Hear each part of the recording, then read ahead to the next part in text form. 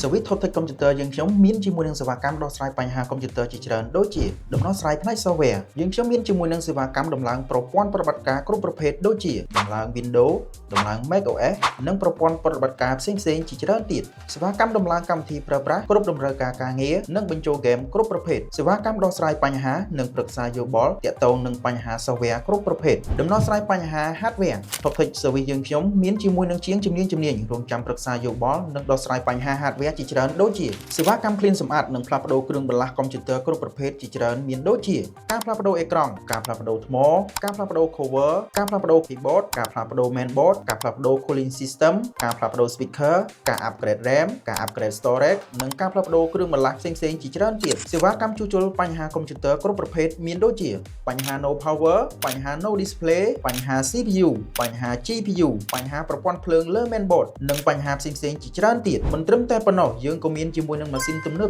បច្ចេកវិទ្យាចុងក្រោយសម្រាប់ធ្វើការផ្លាស់ប្ដូរ CPU GPU laptop និង chip ផ្សេងៗនៅលើ mainboard ទៅតាមបញ្ហាផ្សេងៗរបស់អតិថិជនបើសិនជាអ្នកទាំងអស់គ្នាកំពុងមានបញ្ហាកុំព្យូទ័រសូមកុំភ្លេចអញ្ជើញមកកាន់ Service Topic Computer ឥឡូវនេះដែលយើងខ្ញុំផ្ដល់ជូនលោកអ្នកនៅសេវាកម្មរហ័សទាន់ចិត្តគុណភាពល្អទំនុកចិត្តខ្ពស់ជាមួយនឹងតម្លៃសមរម្យសម្រាប់ទីតាំងស្ថិតនៅបណ្ដោយផ្លូវកម្ពុជាក្រោមចន្លោះ Stop DN និង Stop Nanjing សូមអរគុណនិងសូមជម្រាបលា